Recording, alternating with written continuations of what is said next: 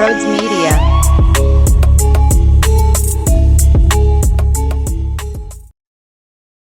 Wow. Wow. That was incredible. Jalen Hurts was gross. My man just absolutely dominated on the national stage, and the arrogance, the cockiness, the swagger, the celebration, the touchdown run along the right side of the sideline there, the throw to Quez Watkins, the drive before half to get a field goal, the throw to Darius in a tight window where there were a couple of defenders. It was dropped, but it was still a sense of growth because we didn't see that in years past. There was a flag on the specific play I'm about to mention, but how about when he rolls to his left and then hits Quez Watkins as he's running out of bounds perfectly? It didn't count, sadly, but my man was all over the field, and I didn't think that the way the Lions handled business by sending a billion players his way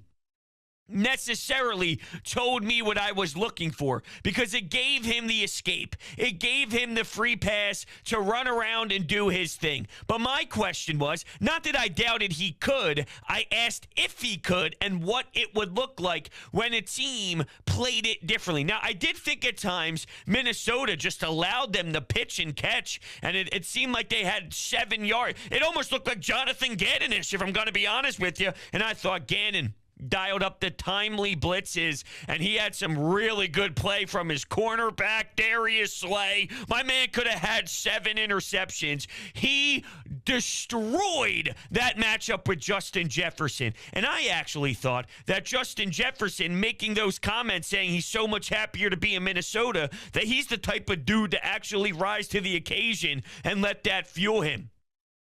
That he would actually take even another step because the fire would be lit, looking for that extra self-motivation. But he crumbled. He crumbled big time, to the point where as soon as Darius had that first pass breakup and he was bitching and complaining to the referees, you knew that he was in his head. And then Slay everywhere, whether it was because Jonathan Gannon brought some extra help. Like I saw one where C.J. Gardner-Johnson got in there. I saw T.J. Edwards breaking up a nice play over the middle. Constant 3-and-outs. It's almost like things look a lot differently, Gannon, when you actually apply some stuff. Now, I don't love the way that Hassan Reddick is being utilized. But if everything else is clicking the way that it is, I mean, Bradbury got a pass breakup. You just look around. Look around this defense making plays. How big of a play was Fletcher Cox getting to Kirk Cousins? Crazy. Just crazy. This is the type of win, I have to be honest with you. And it's not just overreacting, but this is the type of win that sets a whole new tone. By the way, the link, wow. That place was on fire with intensity. I actually had the goosebumps sitting in my man cave watching, going, these people are the fucking best. I mean, let's be honest. Our city, our passion, booing Jalen Reagor every time there was a punt, and that fool and that dope egging everybody on. What do you think is going to happen? I'm surprised he didn't fumble anything. Or he didn't go backwards 19 yards on any punt returns. The guy's a clown. What an absolute loser. You know who aren't losers? The Eagles.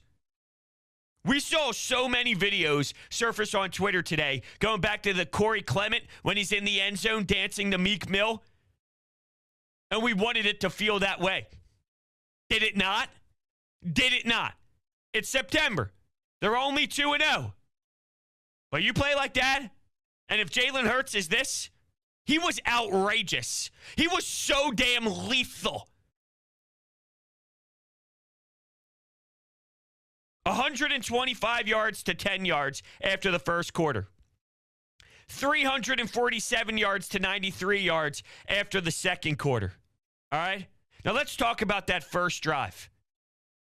11 plays, 82 yards. Had to handle some adversity, because you had one of the ineligible players downfield calls where in the beginning it was laundry after laundry after laundry just being thrown on the field. Let the fellas play. I'm not here for you. But you had the 3rd and 13 to A.J. Brown. You had the 3rd and 3 to Pascal. I thought when he went to his right, he did it with beauty. And some of these throws that he made, I mean, they're not easy. He made it look easy. He did it in rhythm, and his accuracy was right on the money. And there were open guys all over the field, and he just kept hitting them in stride. Perfectly putting it in a window. Like things that we asked him to improve on from last year. He did that and some. And we figured we'd get the best shot at it. Like we never thought if it wasn't going to work out, it would be because of a lack of effort or a lack of preparation and just a mental switch from Jalen. So we figured we'd get everything in the tank. Well, guess what? If this is everything in the tank, be scared.